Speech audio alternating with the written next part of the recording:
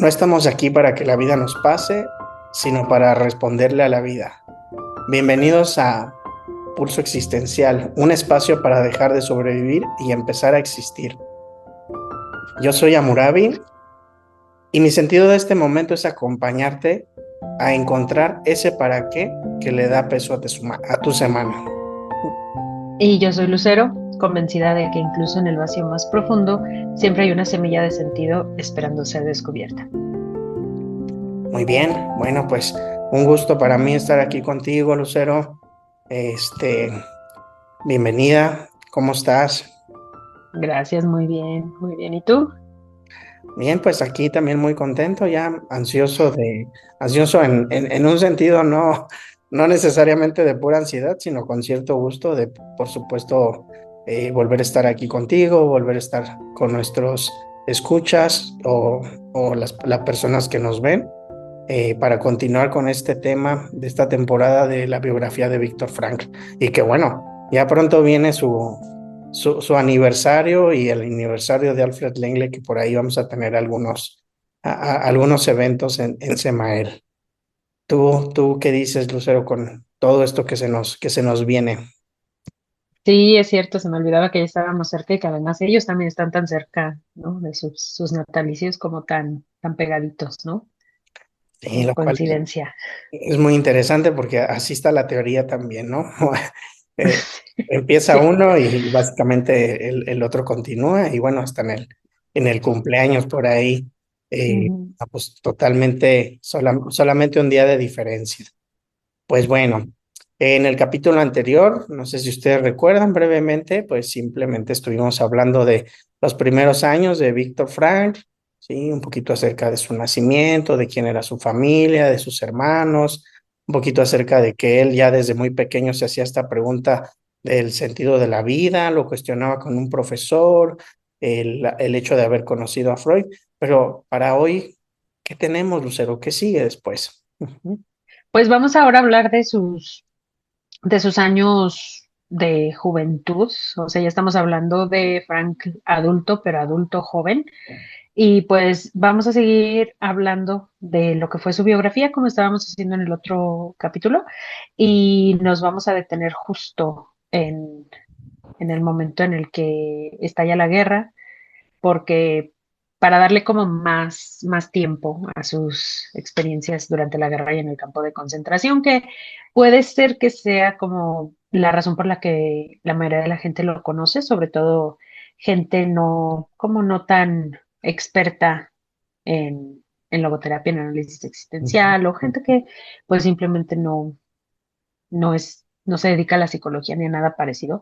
Tal vez lo que conozcan de Frank es precisamente eso, que es un sobreviviente de los campos de concentración y escribió un libro al respecto. Entonces, en eso nos enfocaremos la próxima semana y en este episodio vamos a hablar pues de su vida antes de eso, ¿no? Donde nos quedamos. Ya se puede decir que ya es adulto, pero es un adulto muy joven.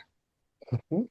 Sí, es un adulto joven y en estas participaciones que tenía por ahí, creo que más o menos en la fecha de 1920, 1921, ya estaba dando por ahí algunas, o creo que da la primera conferencia del sentido de la vida, ¿no? Introduciéndose un poquito más a estos temas, que pues Ujú. también fue algo que lo fue distanciando del psicoanálisis porque, pues bueno, no es un tema del todo que se aborde en esta perspectiva, ¿no? Sí, sin embargo, aunque él dio esta conferencia, aunque se alejó de Sigmund Freud, pues bueno, en el fondo siguió teniendo una formación. Creo que esto es importante. Bien, ¿quiénes le influyeron a Víctor Freud, no?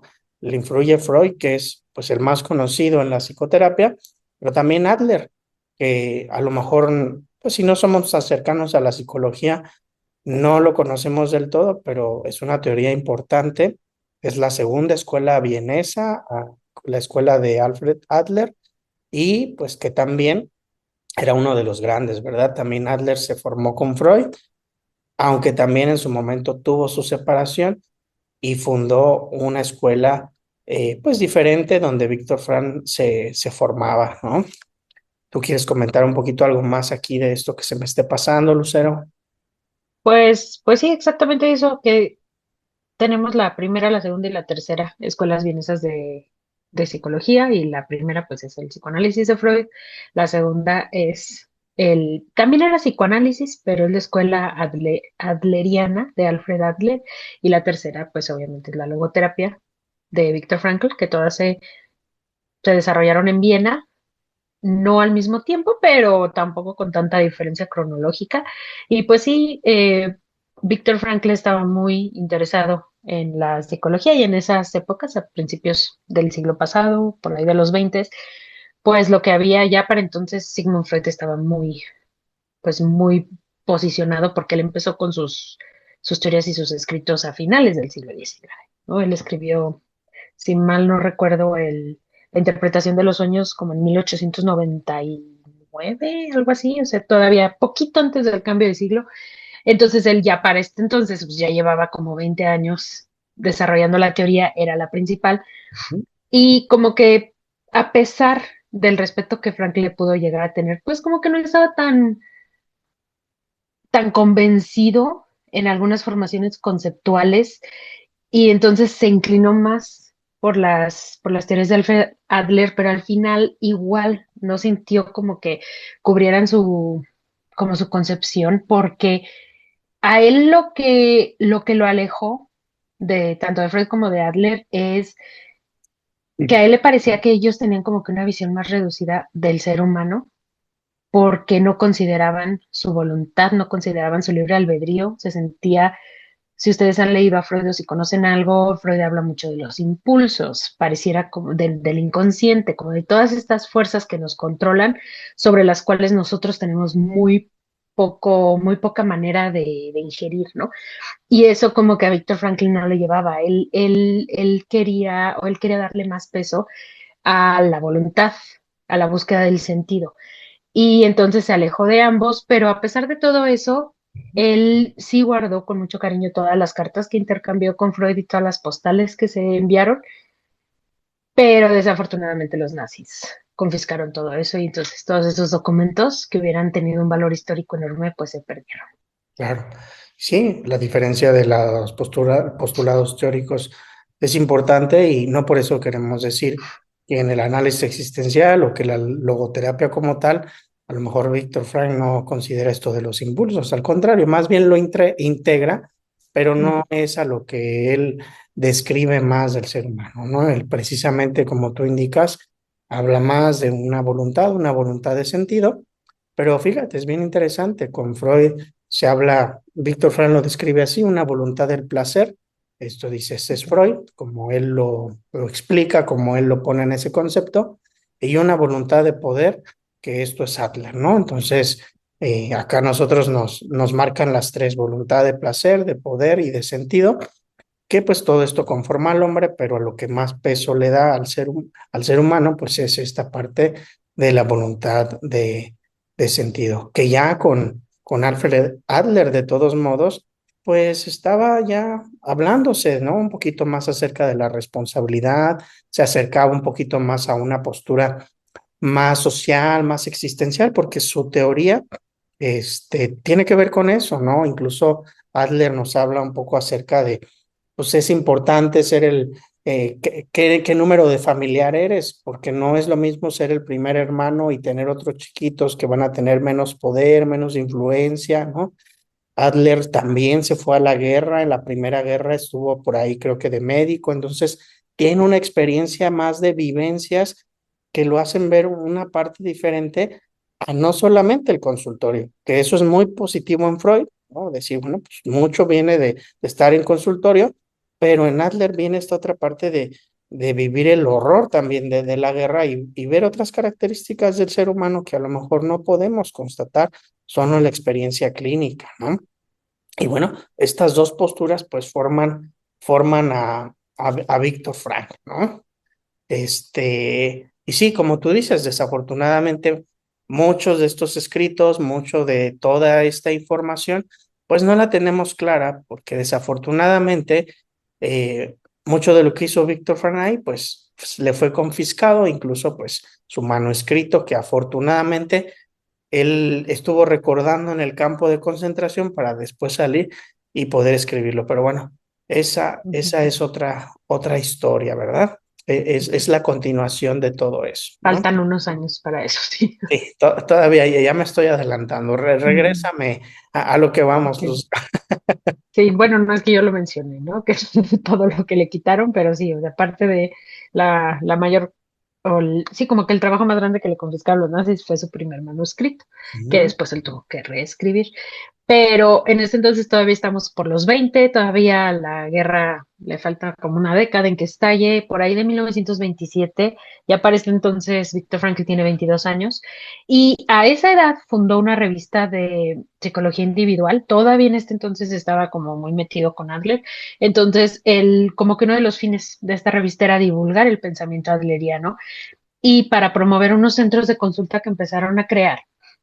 Y la idea de esto, o más bien surgió por la preocupación que Víctor Frankl siempre tenía de impregnar su estudio y su servicio médico de una dimensión humana que respondiera a la situación social en la que vivían. Entonces, el punto o como que la importancia de estos centros de consulta era que se dirigían a jóvenes que en ese momento estaban padeciendo todos los estragos, todos los desequilibrios que trajo la Primera Guerra Mundial, ¿no? Como los valores tradicionales que pues estaban perdiendo, porque pues el mundo estaba cambiando, ¿no? La Primera Guerra Mundial fue un cambio estructural en todo el mundo, ¿no? Afectó a todo el mundo, incluso a los países que no estuvieron tal vez involucrados de primera mano. Entonces también había muchos intentos de suicidio, había mucha gente que se iba del hogar, entonces había unos cuadros depresivos muy comunes en la idea de Viktor Frankl eran generados por falta de sentido de vida en la vida cotidiana. Y la atención en estos centros era, todos los que estaban ahí eran de manera voluntaria.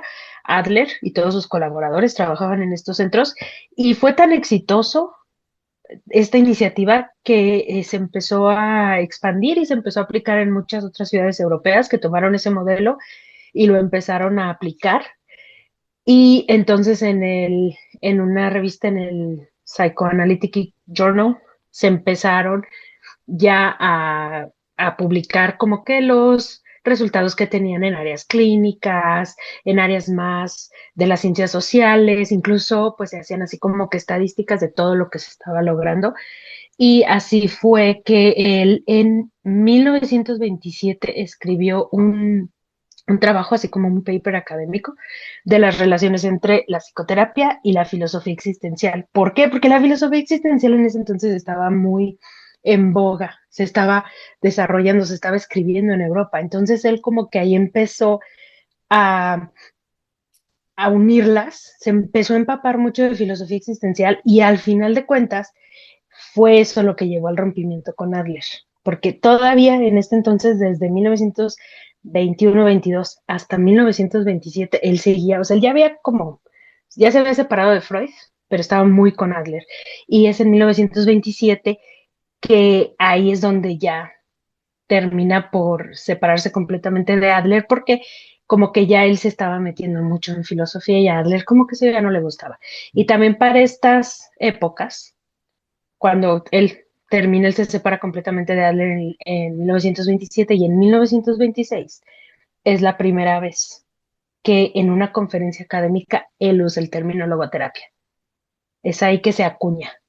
Todavía no es una teoría en sí, porque él apenas estaba escribiendo su manuscrito o estaba pensándolo y pues el manuscrito no se concretó hasta después de la guerra, por lo que habíamos dicho antes, pero estos son sus años de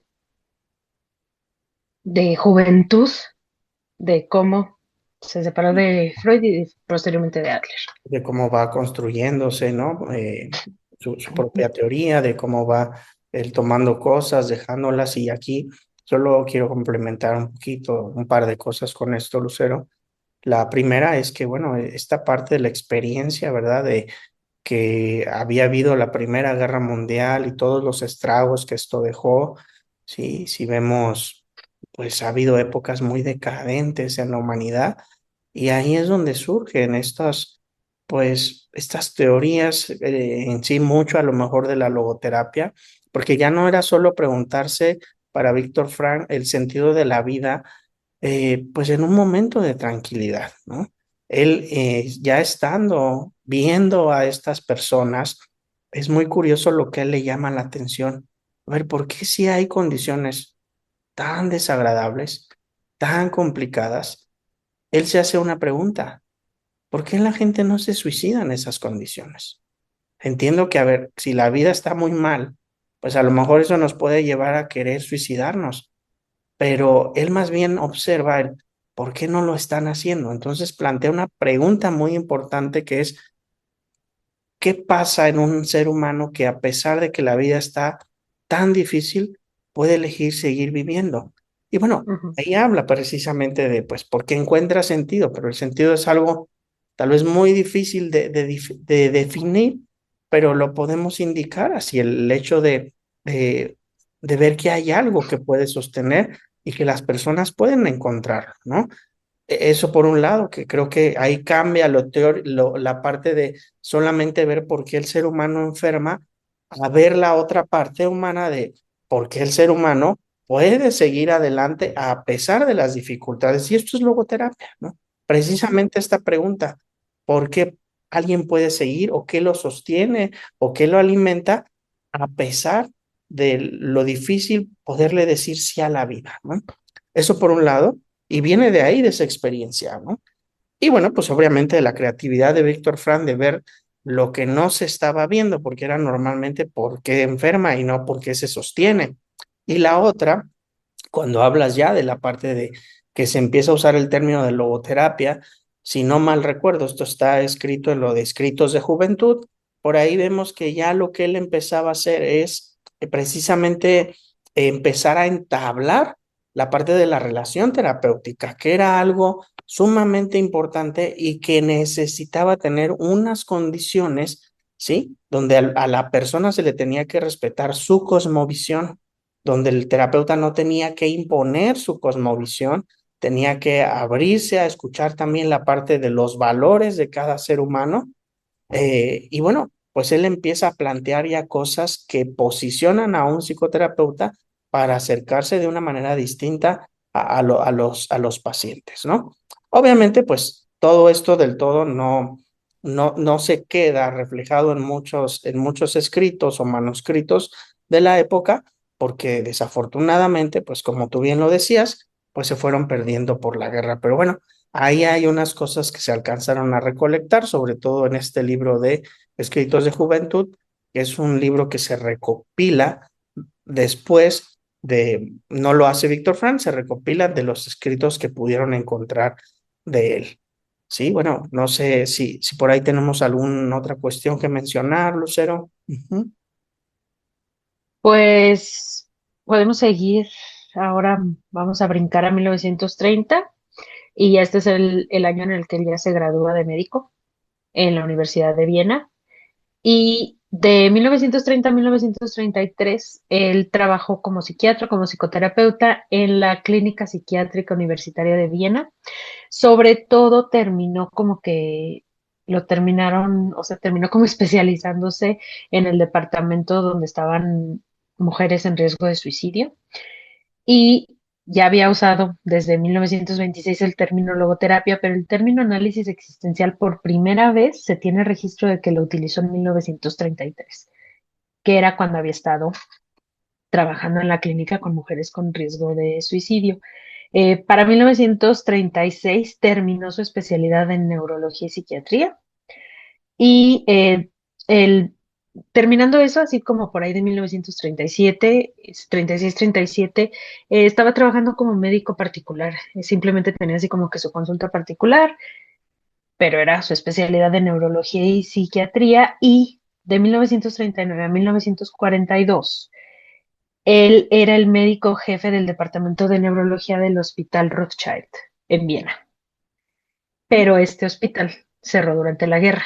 Entonces, por eso trabajó ahí solamente hasta 1942, aparte de que ya fue el año en el que él fue deportado, pero empezó a trabajar ahí en el 39 y en 1940 asumió la dirección de la clínica neurológica de todo este hospital, que era un hospital judío, era muy importante y pues precisamente porque era un hospital judío, pues terminó cerrado durante la guerra.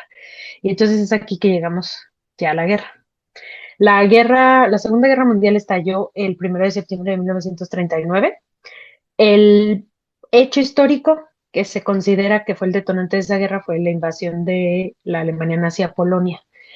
En este entonces, Austria es parte de Alemania.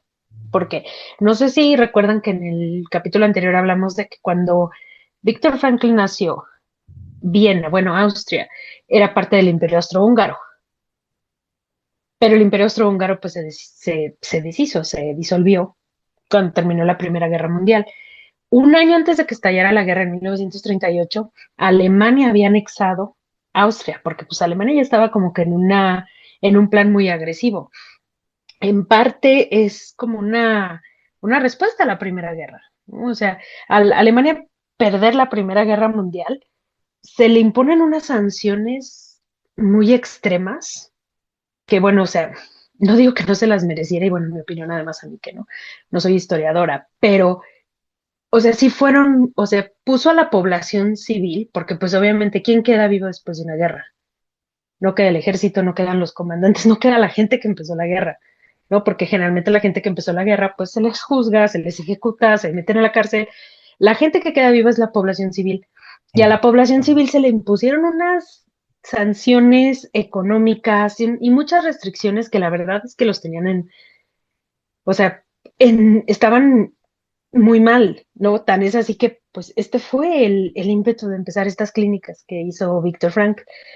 Entonces, al ser Austria anexada, como por promesas y todo eso de que Alemania los va a sacar de este momento tan difícil en el que están pasando, pero desde ese entonces, si ustedes conocen un poco de la historia, Hitler llega al poder como, o sea, parte de su plataforma para subir al poder es que usó a la población judía como un chivo expiatorio.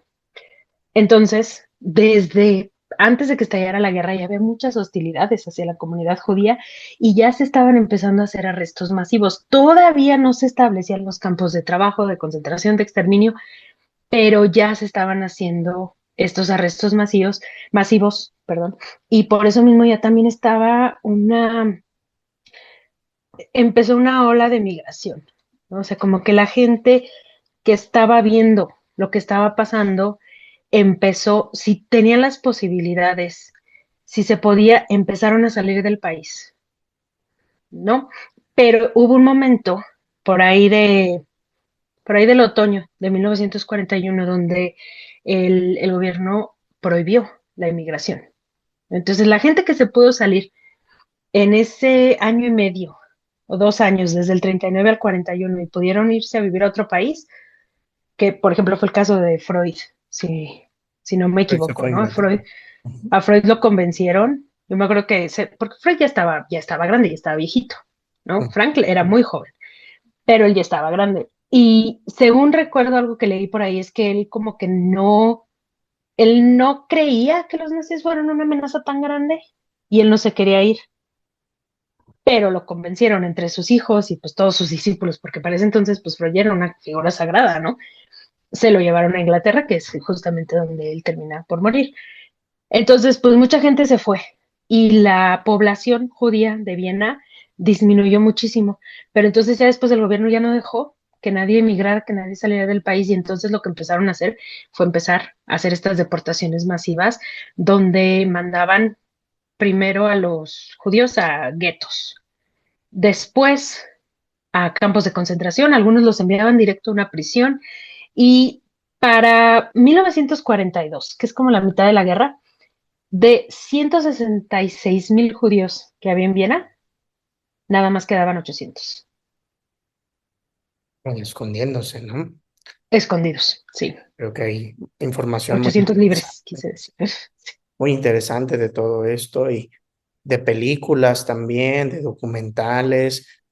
Ahorita dices, bueno, mencionas la experiencia de Freud, pero antes de hablar un poquito justo de esta negación que se podría llegar a tener, porque no solo le pasó a él, justamente también la hermana de Víctor Frank, ella sí pudo salirse, ¿sí? Ujú, Víctor Frank en ese tiempo no se salió y ahorita vamos a una parte muy interesante también de su vida, un tanto clave también por lo que él después estuvo en los campos de concentración, pero precisamente, ¿no? Su hermana se sale y esto ya deja una posición diferente a Víctor Frank, ¿no? Él es el hermano mayor y su hermana ya no está y me parece por ahí que también el hermano en algún momento es de estas personas que, bueno, pues los meten a los campos de concentración, entonces él se queda a cargo de sus, pues bueno, se queda más bien a cargo del hospital, sí, también ayudando a las personas, porque él hacía básicamente, pues ahora sí que algunos diagnósticos falsos para que no se llevaran a las personas del psiquiátrico, los internaran en asilos o no los asesinaran, básicamente, porque si estaban esquizofrénicos o psicóticos en general. Entonces él hacía diagnósticos falsos para que se los llevaran a otros lugares y tratar de proteger a las personas. Aquí vemos un punto muy humano, ya no era pues darles terapia, ¿verdad? Ya era salvarles la vida a las personas que se podían. Y antes de ujú, continuar con eso, sí quiero regresar a esto que mencionaste de Freud, porque me parece una experiencia muy valiosa y a lo mejor a ustedes, si les interesa todo esto, un poquito de historia y de ver cómo vivieron los otros autores, por ahí está Olga con su libro de Los hornos de Hitler y ella comenta precisamente que a muchos les pasó esto. ¿Cómo es posible que Alemania esté invadiendo? ¿Sí? La gente no lo creía. ¿Sí? La gente decía, bueno, no va a pasar nada, son chismes, y que incluso testimonios de los mismos militares de los alemanes que pues a lo mejor se pudieron acercar un poquito más a la comunidad judía, porque a ver, pues no por ser alemán ya era realmente malo, ¿no? O sea, había gente que pues todavía estaba comentando, tratando de dar esta información, pero mucha gente no lo creía. Por eso también no se fueron, ¿sí? Algunos pudieron huirse porque pues sintieron ese peligro, ese riesgo, y otros porque como a Freud, pues no era, ¿sí? No le checaba que eso pudiera estar pasando, ¿no? Y bueno, a lo mejor algunas veces también así nos pasa a nosotros en la actualidad con ciertas cosas, ¿no? ujú. Normalizamos o no creemos que va a haber violencia cuando en el fondo podría estar y podríamos estar en un mayor riesgo que a lo mejor lo que estamos considerando, ¿no? Pero bueno, esto ya son análisis psicológicos de cada quien, pero simplemente comprender que fue una experiencia común, ¿no? El no va a pasar y que bueno, esto también provocó pues que más gente entrara a los campos de concentración porque no se fueron cuando podían irse. Ujú. No estoy responsabilizando, solo estoy diciendo que es una condición, ¿sí? Que Es sí, que era una violencia muy descabellada, ujú, ¿no? Era como que fácil no creerlo. Sí, y tienes razón, si ahora nos cuesta trabajo creerlo, ahora que tenemos como muchas más maneras de ver la evidencia, ¿no? Y aún así, teniendo la posibilidad de que ahora tenemos medios de comunicación masivos más rápidos, de que pues todo el mundo, básicamente, la gran mayoría de la gente trae una mini computadora con videograbadora en el bolsillo diario, y aún así, aún ahora están pasando atrocidades, hay genocidios, hay asesinatos, hay gente que está siendo secuestrada en las calles por servicios de migración, pues aún así nos cuesta trabajo creerlo en ese entonces, donde la información como que se movía un poco más lento, porque los medios eran más lentos. Obviamente era como que una crueldad muy difícil de imaginar y mucha gente no creía creerlo, ¿no? También es así como que, pues, como querer tener un poco más de, no sé, de fe en la humanidad, de fe en el momento histórico en el que vivimos, pero pues así era, ¿no? Y pues sí, Víctor Frankl trató de hacer lo que pudo. Él estuvo en el hospital hasta el 42. Entonces, pues sí fueron un par de años de la guerra. Y a mí me pareció muy irónico cuando supe esto que, si ustedes saben un poco de historia de la Segunda Guerra Mundial, los nazis, ellos creían mucho en la eutanasia cuando alguien tenía así como que algún problema de salud, sobre todo problemas congénitos o problemas cognitivos. era como que la idea de ellos, porque su idea era crear la raza superior y como que hacer la, ¿cómo se llama? La reproducción como planeada, como creada, ¿no? Lo que se llama se me está yendo la palabra ahora, la eugenesia, esa era Ujú. la palabra que buscaba. Pero por alguna razón a la gente psicótica eran los que no les aplicaban la eutanasia. Yo hubiera pensado que era de los primeros a los que iban a ejecutar, pero no. Entonces es ahí donde a Víctor Frankl, que empieza a ver lo que está pasando, es cuando empieza a hacer estos como diagnósticos falsos, donde había gente que les ponía un diagnóstico de psicosis para que lo mandaran a este asilo judío de ancianos en lugar de mandarlos a un campo de concentración. Pero, pues Víctor Frankl de cierta manera sí vio lo que estaba pasando y solicitó una visa para irse a Estados Unidos. La solicitó pues como que con tiempo, como supongo que fue o a finales de 1939 o durante 1940, pero hasta 1941 se la aprobaron, que fue como ya al final, o sea, si él hubiera querido utilizar esta visa, lo hubiera podido utilizar, pero, o sea, justo al final hubiera sido de los últimos en emigrar antes de que el gobierno empezara a prohibir la migración. Y él estaba como que no, o sea, él había solicitado, lo cual quiere decir que él sí tenía ganas de irse, pero se sentía indeciso de irse porque pensaba en sus pacientes y pensaba en sus padres que ya estaban como muy ancianos para este momento. Entonces él dice, y esto se los voy a leer, es una cita directa que está traducida al español por Guillermo Pareja. Era libre para marcharme, desarrollar y defender mi teoría. Mis padres estaban contentísimos y compartían conmigo la alegría de verme a salvo en el extranjero. Sin embargo, no me decidí a usar el deseado pasaporte, pues sabía que al poco tiempo de marcharme, mis ancianos padres serían deportados a cualquier campo de concentración. La duda me corroía. Claro. Entonces él estaba con esta indecisión, pero al final sabemos qué fue lo que decidió. Es todo un tema, ¿no? Creo que, sí. Bueno, a ver, tal vez me voy a salir poquitito primero con lo que decías de la raza aria, ¿no? Por ahí, si ustedes, yo les recomiendo ampliamente que vayan al Museo de Memoria y Tolerancia. Bueno, no sé si todavía funcione como funcionaba hace 5 o 10 años, donde pues se puede ver mucho esto que dices, ¿no? ¿Qué era lo que buscaban? ¿Qué rasgos? Tienen toda una sala de los rasgos que querían en las personas, de por qué podían pertenecer o no pertenecer, y pues como algunos, pues sí, les aplicaban la eutanasia cuando no entraban en esos parámetros, eran parámetros muy rígidos, y hay mucha de esa información de, pues sí, era difícil ser catalogado como, pues, como un ario, como realmente perteneciente a esa raza, pero es bien curioso lo que dices, Lucero, cómo estas partes psicóticas, ¿no? O personas con esos diagnósticos, pues tenían un respeto, ¿no? Sería interesante investigar por qué, ¿no? O qué veían en ellos que no, pues que no eran considerados, a lo mejor no ponían el diagnóstico. Es todo un tema esto de la psicosis que podríamos hacer en algún momento, curiosear con cómo se ha visto a lo largo de De diferentes la momentos, historia. ¿no? Y de la historia.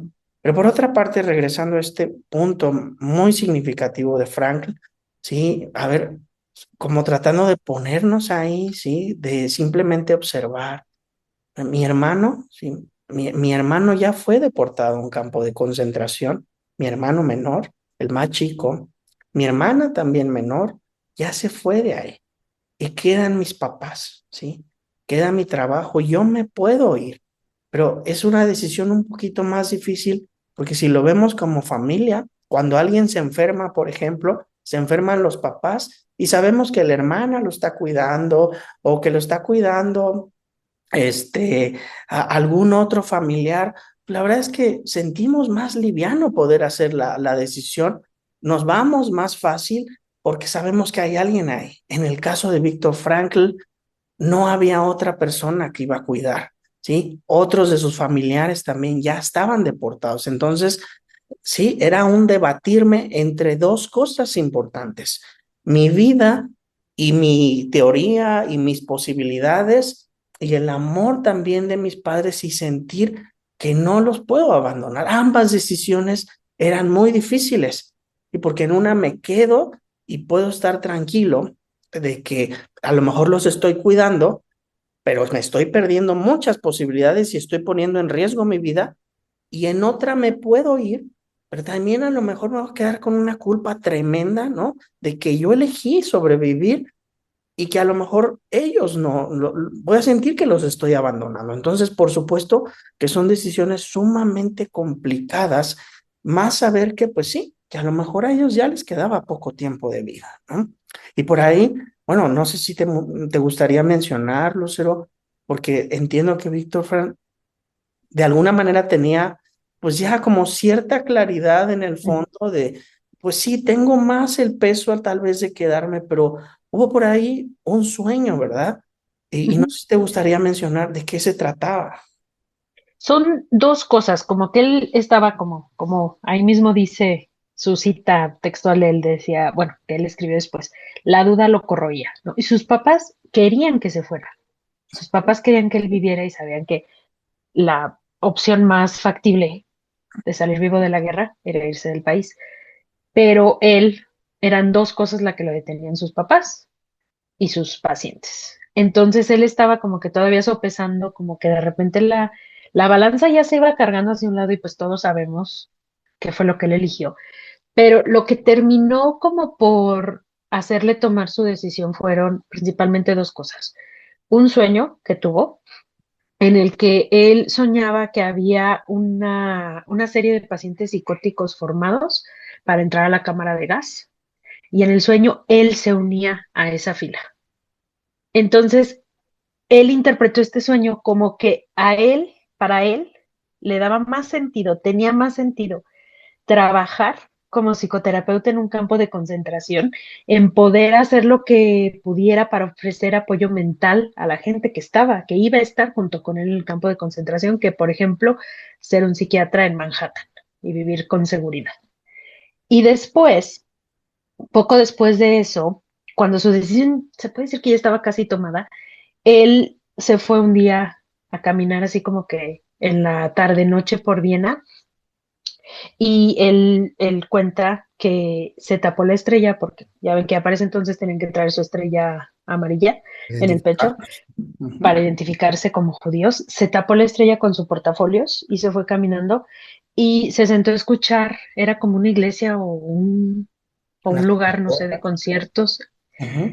y empezó a oír un órgano. Entonces se sentó a escucharlo, se sintió como mucho, con mucha paz, muy relajado, siguió caminando, él iba a la casa de sus padres, y cuando llegó a la casa de sus padres se encuentra que tenían ahí un pedazo de mármol que su papá, que era mucho más religioso que él, su papá lo había recogido de las ruinas de la sinagoga, que ya habían destruido para ese entonces. Fran lo recoge y el papá lo ve, ¿no?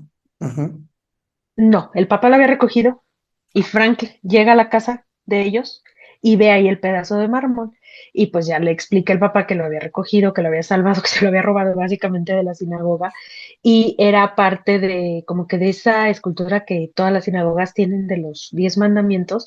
Y era la letra hebrea que corresponde al cuarto mandamiento, el cual dice honrarás a tu padre y a tu madre. Y entonces eso fue como que el momento, había tenido el sueño, entra y ve esta como señal, bueno, que así la interpreta él, y entonces dice que él vio su decisión proyectada en ese pedazo de mármol.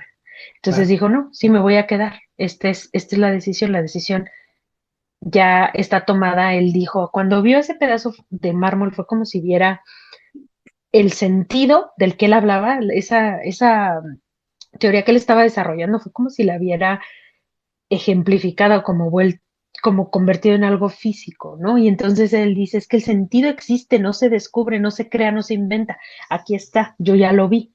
Entonces ya su decisión estaba tomada y él la toma con conciencia plena. Él sabía lo que esta decisión implicaba, ¿no? Entonces es lo que él dice, es que, o sea, las decisiones humanas no se toman con el conocimiento de todos los factores, porque no hay manera de que podamos predecir qué va a pasar. No se toma una decisión con el conocimiento de todas las consecuencias.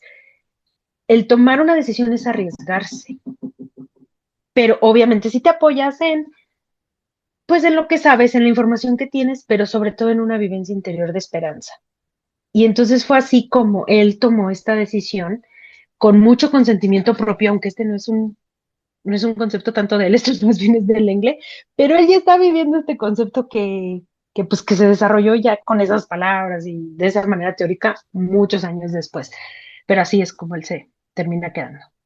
Lengle le puso nombre a esa forma de decidir, ¿verdad? Pero pues sí, lo podemos Ujú, ver, que creo que también es lo bonito de esta parte de la fenomenología, de este tipo del análisis existencial, que pues realmente es describir cosas que pasan, ¿no? Que podemos experimentar y le vamos poniendo un nombre para entenderlo. Y, y bueno, voy a regresar un poquito a esto que dices del sueño, que a mí me llama mucho la atención, que varias cosas aquí del sueño, ¿no? Una, la parte teórica de cómo desde la logoterapia, el análisis existencial se pueden ver un poquito los sueños, ¿sí? En el momento de que se pueden entender, no nada más, pero sí también, pues algunas veces como mensajes muy claros que están ahí, ¿sí? Y aquí está muy claro, me estoy uniendo a unas personas que van a la cámara de gas, ahí está el riesgo, ¿sí? Si yo me uno a estas personas, ese riesgo está presente, no lo estoy negando, ¿sí? Y me es importante el trabajo como psicoterapeuta con esas personas, ¿sí? Más que a lo mejor otra cosa. Y fíjate que ahorita que lo mencionan así, recuerdo que muchas veces Víctor Frank, cuando iba a hacer elecciones, se hacía esta pregunta: ¿dónde me necesitan más? ¿Sí? Por ejemplo, a lo mejor ya lo hablaremos más adelante, pero tengo la oportunidad de dar una conferencia en este lugar muy importante o en una cárcel, etcétera, y él ya se planteaba esta pregunta: ¿dónde me necesitan más a mí? ¿Dónde necesita más la gente que yo vaya? Y no era nada más yo que quiero, sino, ¿sí? Que puedo aportar a los otros desde ahí. Y entonces creo que aquí está, sin a lo mejor la claridad de cómo se lo estaba planteando más adelante, pero creo que aquí está el ver, bueno, esas personas a lo mejor me van a necesitar más como un terapeuta, como alguien que apoya, porque están en un momento muy difícil, que hay poco apoyo, ¿no? Que está en riesgo su vida y bueno, pues sí, vivir en unas condiciones deplorables, ¿no? Tener un poquito de esperanza va a ser mucho. Entonces ahí creo que hay un valor ya que marca Víctor Frank continuamente en su existencia, ¿no? Y por otro lado, esta parte de los padres, a mí me gustaría complementar, sí, que el cuarto mandamiento, porque creo que tiene un peso más fuerte si lo leemos completamente, creo que desde el judaísmo, o así lo he leído yo en algunos de los libros de Viktor Frankl, indica tal cual: honrarás a tu padre y a tu madre para que los días de tu vida sean prósperos, ¿no? Y entiendo que ahora puede ser muy controversial esto, pero no se trata de que nosotros elijamos desde ahí. A lo que vamos con esto es que de nuevo ahí hay un valor para él: honrar a papá y a mamá, ¿sí? Y tal vez si él a lo mejor lo mira desde sí, si yo no honro eso, voy a sentir tal vez que no va a ser próspera mi vida. Y próspera a lo mejor aquí quiere decir, no quiere decir voy a tener éxito, quiere decir la voy a vivir de una buena manera para mí, aunque tenga que enfrentar condiciones muy feas, ¿no? Eh, y era al final, más que honrar solo a papá y a mamá, honrar tus propios valores, ¿sí? Esto me conecta con papá y mamá, me es más importante estar para ellos, cuidarlos, no sé, ser el buen hijo, que a lo mejor tener fama o que a lo mejor saber que los voy a abandonar, porque pues ninguno de los dos era seguro, no era seguro la fama en Manhattan, no era seguro que lo asesinaran o terminara muerto también en los campos de concentración, había riesgos, por supuesto, pero de nuevo es, si vemos aquí proyectados valores en las cosas que nos ibas comentado, en el sueño hay valores, ¿sí? Y en esta parte de los padre y madre, ahí hay valores internos puestos en esas palabras, ¿sí? Me importa mi papá, me importa mi mamá, me importa cuidarlos para que yo sienta que pueda tener una buena vida, y eso es lo que nos orienta, eso es el sentido. es eso que descubro realmente importante en una situación, independientemente si lo voy a lograr o no, saber que apuesto por eso, eso ya me da sentido en la vida, porque los resultados no los tenemos garantizados. Víctor Frank no se quedó con papá y mamá para ser famoso, se quedó para cuidarlos. Y un día fue famoso por las consecuencias que llevó después, ¿sí? Pero por supuesto que en ese momento, pues ni siquiera podía ver si iba a salir vivo de ese lugar, ¿verdad? No sé de esto, que es a mí me conmueve mucho su forma de elegir. A lo mejor hubiéramos hecho cosas diferentes nosotros, pero bueno, es tratar de entender qué pasaba con Víctor Frank que elegía así. No sé, Lucero, ¿tú quieres comentar algo más de esto? Pues por lo que tú decís es que, o sea, en realidad cualquiera de las dos elecciones es válida, porque él, yo no veo en su obra o en lo que sé de su biografía y de sus escritos personales que él haya juzgado, por ejemplo, a su hermana, que sí se fue a Australia, Ujú, ¿no? Las dos opciones eran válidas, pero de esto se trata, ¿no? Y si tú o yo estuviéramos en esa situación y hubiéramos tomado una decisión distinta, se vale. O sea, pero de lo que se trata es de verdad tomar la decisión llegando a esa decisión así, ujú, ¿no? No tomar la decisión a ciegas. No, igual no podemos saber qué va a pasar. No hay manera de predecir exactamente todas las posibilidades, pero sí tenemos una idea, ¿no? Y sabíamos que, o él, no sabíamos, él sabía. Irse era casi seguro poder seguir viviendo. Quedarse era casi seguro morirse. Pero también se podía haber muerto de camino a Estados Unidos. O claro. sea, esa posibilidad existía y era tan poco probable como haber salido vivo del campo de concentración, porque la mayoría de la gente que entró no salió. Él mismo lo dice, él hasta lo dice, los mejores de nosotros se quedaron ahí, Ujú, se murieron ahí. Entonces, o sea, es muy conmovedora la manera en que él toma la decisión, pero no tanto por, o sea, a mí, claro que sí, pero, o sea, a mí lo que me conmueve es este método de tomar decisiones, ¿no? Que lo podemos aplicar en nuestras propias vidas, en decisiones chiquitas y en decisiones grandotas, ¿no? En de verdad tomar una decisión, no nada más así como que ujú, A o B. No, no, no, es ¿qué pasa con A? ¿Qué pasa con B? ¿Qué prefiero? ¿Con qué prefiero vivir? ¿Con A o con B? ujú. Y al final tomar la decisión que para él tenía más sentido y tal vez la gente va a decir, pero ¿cómo? ¿Te imaginas todo lo que nos hubiéramos perdido si se moría en el campo de concentración? Pero al final de cuentas también todo lo que ganamos porque se quedó.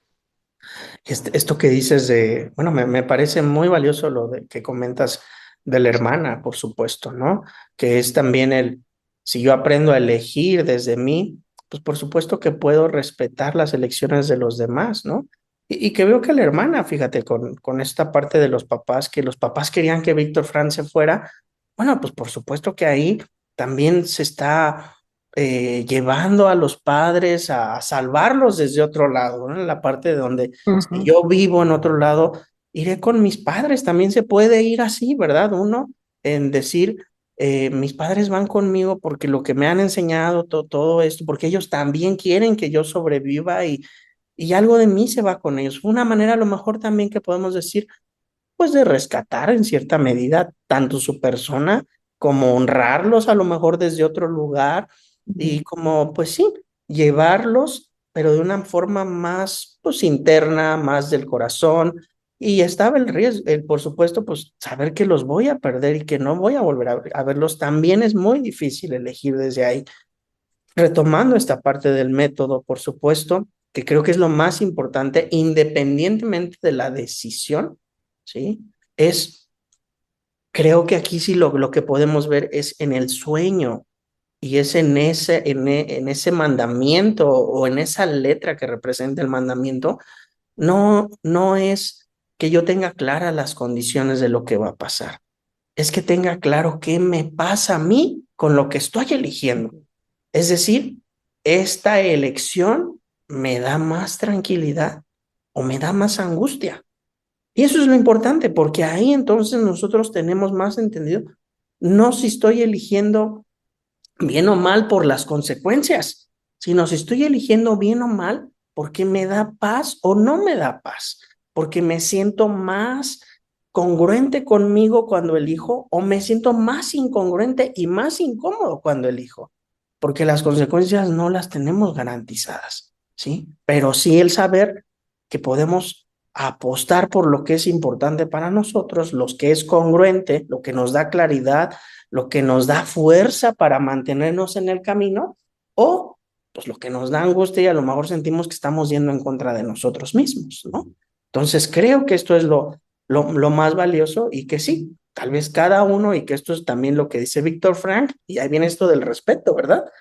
Cada uno, incluso en situaciones similares, pues va a elegir cosas diferentes porque se nos muestran valores diferentes y es una forma de conocernos. Cuando hablamos de descubrimiento, pues es descubrirnos a nosotros en esta situación, cuáles son mis valores, porque pues sí, yo no puedo saber cuáles son mis valores en una decisión que no he vivido hasta que la estoy viviendo, ¿verdad? Ahí Ujú, necesito que se me aclare. ¿Y cómo se me aclara? Pues escuchándome, ¿sí? Porque al final lo que hizo el sueño y lo que hizo eso es confrontarlo con algo para llevarlo a él mismo y poder decidir. Esto me da más calma, a esto le apuesto. Esto creo que tiene más peso, a eso le apuesto. Y bueno, pasando un poquito para aquí, no sé si quieras retomar algo de esto, pero después, fíjense qué interesante, ¿no? A mí me parece muy interesante. ¿Por qué él se queda? Y siento que se queda como muy decidido, ¿no? Porque después él se casa. ujú, Dicen por ahí que le gustaban las enfermeras, ¿no? Su primera esposa fue enfermera, su segunda esposa también. también. Por ahí Ujú, hablan, yo no lo he visto en un libro, pero por ahí personas que lo conocieron directamente, ya más grande, decían, bueno, pues es que si era medio canijillo en algún momento, en una época de médico ahí con las enfermeras y todo, pero bueno, no tenemos claridad en esa información, ¿no? Pero bueno, al final de todos modos, él elige quedarse y pues muy comprometido, porque incluso, así lo siento yo, ujú, elige casarse, ¿sí?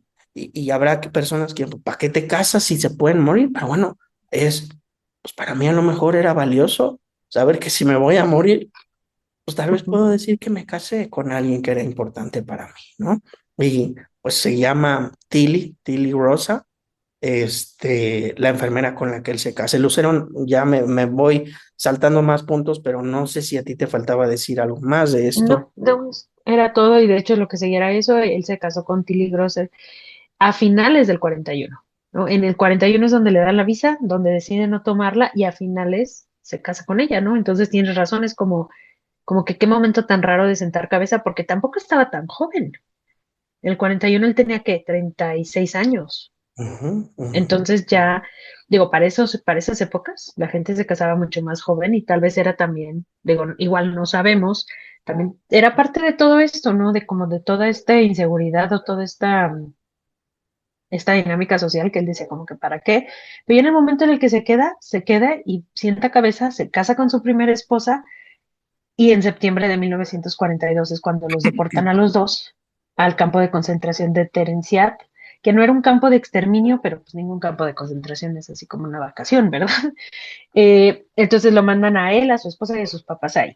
Para ese entonces su hermano, como habías dicho tú, ya estaba, su hermano y la esposa de él, su cuñada, que se llamaba Elsa, ya estaban en Auschwitz, que ese sí era un campo de trabajos Sí. forzados y de exterminio. Pero a Víctor Frankl lo mandan primero ahí, a Terenciat, pero de 1942, cuando lo deportan, a 45 que se acaba la guerra, estuvo en 4 campos de concentración. Lo estuvieron moviendo, pero eso ya es lo de lo que vamos a hablar la próxima semana para dedicarle un poco más de tiempo. Y pues sí, como todos sabemos, al final de toda esta gente que hemos hablado y muchos más conocidos y amigos que él tuvo que también fueron deportados a los campos de concentración, él fue el único que sobrevivió.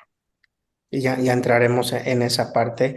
La siguiente sesión o el siguiente episodio, precisamente vamos a hablar ya más en las vivencias del campo de concentración.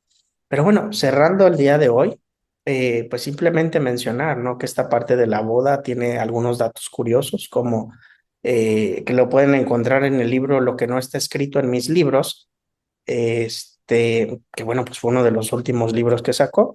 Él indica que cuando se casa con Tilly fue la última boda judía que se celebró. A partir de ahí, pues se acabaron, ya no se podían casar los judíos Y después, si no mal recuerdo, bueno, ella se embarazó, ¿sí? Ella se embarazó de Víctor Frankl y vino como pues un momento también donde pasó información que a las mujeres judías que estaban embarazadas las iban a asesinar. Y entonces ahí viene una decisión bien fuerte también donde él pierde un hijo, ¿no? Por salvar a su esposa, pierden un hijo. Y bueno, pues ahí hay un duelo también de Víctor Frank que poco se sabe, poco habló, pero incluso le dedico una poesía a ese hijo, pues que a lo mejor se da a entender, no lo dice así tal cual, pero pues fue como sacrificado para que su esposa pudiera seguir viviendo, ¿verdad? Pero también una pérdida muy importante con Víctor Frank, ¿no? Algo pues si lo podemos sentir también doloroso que decidir entre, de nuevo, entre vida y vida tengo que elegir, ¿no? Ahora sí que sí suena como de esas novelas que salía el doctor, ¿a quién quieres que salve, verdad? Afortunadamente no es como que pase en los hospitales ahora, ¿no? A tu bebé o a tu esposa, pero en ese momento, pues sí era un tanto así, ¿no? Porque voy a tener a mi hijo, se puede morir mi esposa, o se van a morir los dos. Entonces aquí al menos puedo salvarla a ella. Y bueno, pues una situación también bien dolorosa que tuvo que enfrentar. Y bueno, pues nos vamos a quedar aquí como un poquito yendo ya más hacia la parte pues muy triste que se viene cada vez más manifestando en su vida, ¿no? Lucero, pues muchísimas gracias. ¿Cómo estás con todo esto a lo que llegamos? ¿Tú quieres decir algo más para cerrar? Pues no, pues muy, muy interesante, es una vida muy excepcional, ¿no? No solo, o sea, excepcional por lo que le tocó vivir y por las decisiones que tomó con Ujú. lo que le tocó, ¿no? O sea, es como, que es algo que es como un tema muy recurrente en el análisis existencial y en la logoterapia, como el darnos cuenta de que no hay manera de decidir o de tener algún tipo de control o de efecto en nuestras condiciones de vida, solamente nuestra reacción a ellas, ¿no? Y pues es un como un caso extremo, ¿no? Todo lo que él le tocó vivir, todo lo que él tuvo que pasar, pero así de extremo, así de extraordinarias son sus decisiones y lo que salió de ahí, ¿no? O sea, como muy, muy nietzscheano, muy ¿cómo? De ser, de ser digno de su sufrimiento. Claro. Sí, pues muy bien, Lucero, pues muchas gracias. Me quedo con esta última frase como, porque me gusta esto que dices y aquí yo lo resumo como se es siendo, ¿no? O sea, cada instante tenemos una, pues sí, una mismidad que está ahí constante, pero está siendo cuestionada todo el tiempo y al tomar elecciones es quién estoy siendo en este momento y pues ahí tenemos que elegir qué parte de nosotros se va a manifestar o a ser real. Lucero, pues muchas gracias por estar aquí. Creo que es una parte muy álgida donde nos quedamos y bueno, pues Ujú. viene una parte más interesante o igual de interesante que todo esto para la siguiente vez. Cuídense Sí. mucho, que estén muy bien. Nos vemos pronto y no olviden que un podcast, pues bueno, siempre es una herramienta, una orientación, pero la psicoterapia, los libros, toda la bibliografía, pues siempre nos va a dar más aportaciones muy significativas. Nos vemos.